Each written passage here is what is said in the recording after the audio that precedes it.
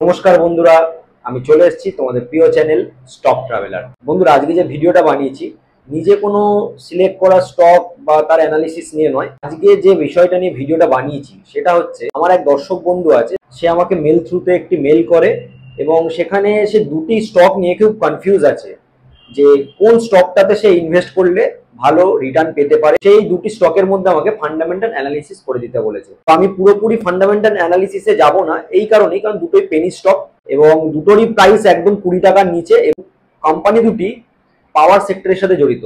Hydro electricity, তারপর thermal power, এসব কিন্তু সে জেনারেট করে এবং ডিস্ট্রিবিউশনে কাজ করে এই দুটো কোম্পানি। এবং যে দুটি কোম্পানি নিয়ে আমি আজকে আলোচনা করব সেই দুটি কোম্পানির নাম হচ্ছে যথাক্রমে রতন ইন্ডিয়া পাওয়ার লিমিটেড আর একটা হচ্ছে জয়প্রকাশ পাওয়ার ভেঞ্চার লিমিটেড। ঠিক আছে, এই দুটো কোম্পানি আজকে কথা বলবো। রতন ইন্ডিয়ার প্রাইস এখন বর্তমানে 16 টাকা 9 পয়সা চলছে, জয়প্রকাশের প্রাইস চলছে এখন 19 টাকা 7 পয়সা। প্রাইস নিয়ে আজকে কোনো কথা বলবো না, আমি 10খানা মেজারমেন্ট দিয়ে আলোচনা করব যে কোন স্টকটা বেটার এবং একে অপরের থেকে কোনটা ভালো। তো তোমরা দেখলেই বুঝতে পারবে যে 10টা মেজারমেন্ট নিয়ে আমি আলোচনা করব না, যে ভালো থাকবে মানে বেটার থাকবে একে অপরের থেকে সে 1 পয়েন্ট করে পেয়ে যাবে। মানে ওই যে বলেন আমরা ছোটবেলায় নাম্বার পেতাম আর কি, পরীক্ষা দেওয়ার পরে যে 10-এ কত পেলাম। তো আমি 10টা মেজারমেন্ট থাকবে, 10-এ জয়প্রকাশ কত পাচ্ছে আর 10-এ রতন ইন্ডিয়া কত পাচ্ছে, সেটাই আমরা আজকে দেখে নেব। তো বন্ধুরা, ভিডিওটা খুবই ইন্টারেস্টিং হতে চলেছে এবং অনেকের মনেই এই প্রশ্নটা আছে যে রতন ইন্ডিয়া নাকি জয়প্রকাশ পাওয়ার। তো আজকে সেই ডাউট সম্পূর্ণরূপে আশা করছি ক্লিয়ার হয়ে যাবে। লং টার্মের জন্য যদি কেউ ইনভেস্টমেন্ট করতে চাও, ঠিক আছে, কারণ দেখো স্মল ক্যাপ কোম্পানি দুটোই তো প্রচন্ড ভোলাটিলিটি থাকে, রিস্ক নেওয়ার ক্যাপাসিটি থাকলে তবেই কিন্তু এই স্টকগুলোতে ইনভেস্টমেন্ট করো। আর শেয়ার মার্কেট তো ইনভেস্ট করতে গেলে একটু জিগরা বা দম দুটোই দরকার হয়। সবকিছু ভেবে চিনতে ফাইন্যান্সিয়াল অ্যাডভাইজারের সাথে আলোচনা করে কিন্তু ইনভেস্টমেন্টের জন্য এগিয়েও।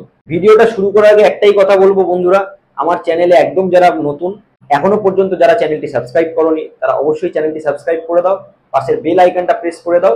এইরকমই share market related interesting video তোমাদের কাছে নোটিফিকেশন থ্রু পৌঁছে যাবে। তো বন্ধুরা, আমার ডান দিকে থাকবে রতন ইন্ডিয়া আর বাঁ দিকে থাকবে জয়প্রকাশ। ঠিক আছে, তো দেখা যাক কে 10-এ কে কত পায়। প্রথম যে মেজারমেন্টটা নিয়ে আলোচনা করবো সেটা হচ্ছে মার্কেট ক্যাপিটাল। তো কোন কোম্পানির মার্কেট ক্যাপিটাল বেশি, যার বেশি হবে সে 1 পয়েন্ট পেয়ে যাবে। তো রতন ইন্ডিয়ার মার্কেট ক্যাপিটাল হচ্ছে 9,059 কোটি টাকা আর জয়প্রকাশের মার্কেট ক্যাপিটাল হচ্ছে 13,474 কোটি টাকা। এখানে যথারীতি দেখেই বোঝা যাচ্ছে যে জয়প্রকাশের মার্কেট ক্যাপ রতন ইন্ডিয়ার থেকে বেশি, তো জয়প্রকাশ 1 পয়েন্ট পেয়ে গেল। 2 নম্বর মেজারমেন্ট হচ্ছে স্টকের P, price two earning ratio. Ratan ইন্ডিয়ার যে স্টক পি সেটা হচ্ছে 0, মানে কোনো পি রেশিওই নেই, মানে মাইনাসে আছে। 0 এবং মাইনাসের দিকে থাকা পি কিন্তু স্টকে আমি বলবো ইনভেস্টমেন্ট করো না, রিস্কি হয়ে যায়। ঠিক আছে, আর সেই জায়গায় জয়প্রকাশের স্টকের পি আছে 9.63, মানে এটা একটা কিন্তু আন্ডার ভ্যালুড স্টক এবং তার যা প্রাইস চলছে একদম ঠিকঠাক, মানে ওই যে 19 টাকা 7 পয়সা যে জয়প্রকাশের প্রাইস চলছে সেটা একদম ঠিকঠাক প্রাইসে কিন্তু ট্রেড করছে, এখনো অবধি আন্ডার ভ্যালুড স্টক হিসেবে কিন্তু মার্কেটে ট্রেড করছে। তো এখানেও দেখা গেল যে জেপি পাওয়ার 1 পয়েন্ট আরো গেইন করলো। এরপর চলে যাবো ডিভিডেন্ড। তো ডিভিডেন্ড কে কতটা দেয়? ডিভিডেন্ড বন্ধুরা, রতন ইন্ডিয়া পাওয়ারও কোনো ডিভিডেন্ড দেয় না, 0%। তো জয়প্রকাশ পাওয়ারও কোনো ডিভিডেন্ড দেয় না, 0%। তো এক্ষেত্রে দুজনাই ইকুয়াল সমান হয়ে গেল।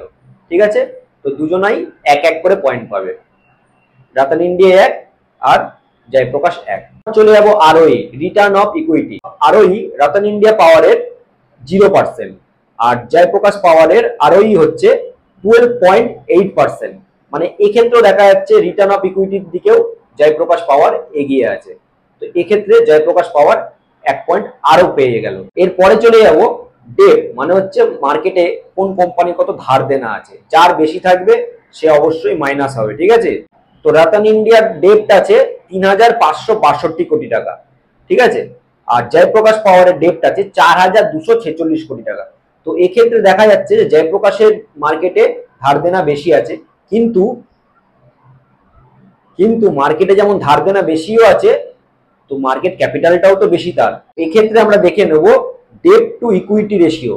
এখানে রতন ইন্ডিয়া পাওয়ারের ডেট টু ইকুইটি রেশিও আছে 0.82 আর জয়প্রকাশের আছে 0.37। এক্ষেত্রে জেপি পাওয়ারের ডেট টু ইকুইটি রেশিও কম রতন ইন্ডিয়ার তুলনায়। তো এক্ষেত্রেও কিন্তু জয়প্রকাশ পাওয়ার 1 পয়েন্ট পেয়ে গেল। এবার চলে যাব ক্যাশ ফ্লো।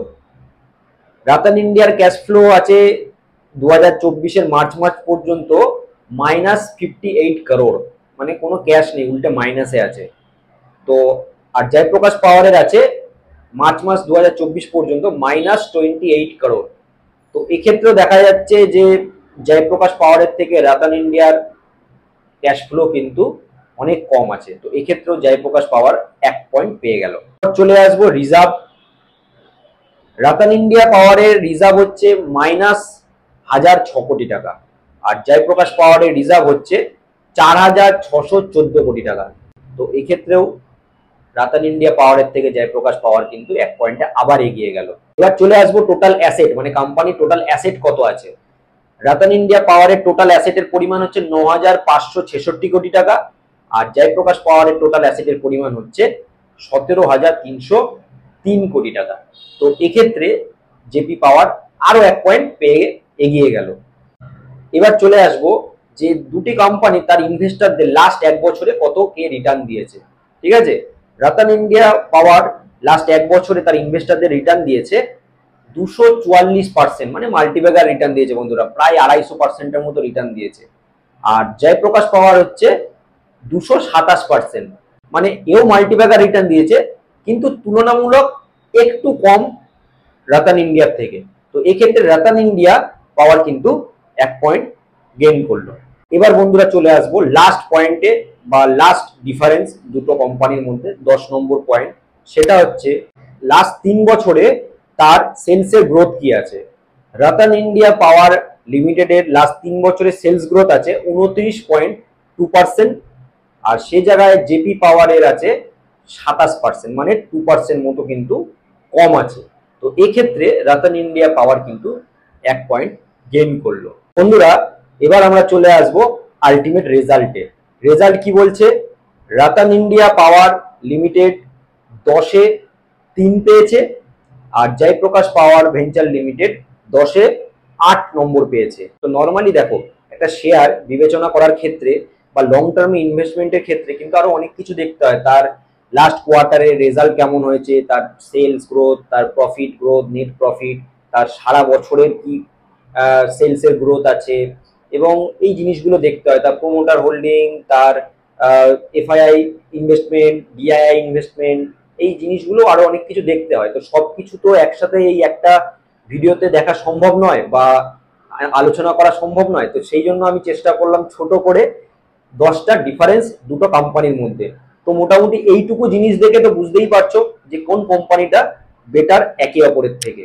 আমি আর কিছু বলবো না, समझदारों के लिए ইশারাই কাফি হতা है। আর ভিডিওটা শেষ করার আগে একটাই কথা বলবো, দুটোই পাওয়ার সেক্টরের কোম্পানি এবং দুটোই কিন্তু স্মল ক্যাপ কোম্পানি। তো খুবই ভোলাটাইল দুটো কোম্পানিতেই থাকে, শেয়ারের প্রাইস উপর নিচ হয় খুব। তো যা করবে ভেবেচিন্তে করবে। নামটা আমি প্রথমে বলতে ভুলে গেছি, তাই আমি শেষে নামটা বললাম। যে ভিডিওটা রিকোয়েস্ট কে করেছিল, সৌম্যদীপ সরকার। ঠিক আছে সৌম্যদীপ, তুমি বুঝতে পেরেছো যে কোন কোম্পানি, মানে কোন পাওয়ার কোম্পানিটা বেটার ফর ইনভেস্টমেন্ট ফান্ডামেন্টালি। তো all the best for your investment. আর ভিডিওটা ভালো লাগলে অবশ্যই লাইক, কমেন্ট, শেয়ার করতে ভুলবে না। কি বন্ধুরা, দেখা হবে নেক্সট ভিডিওতে।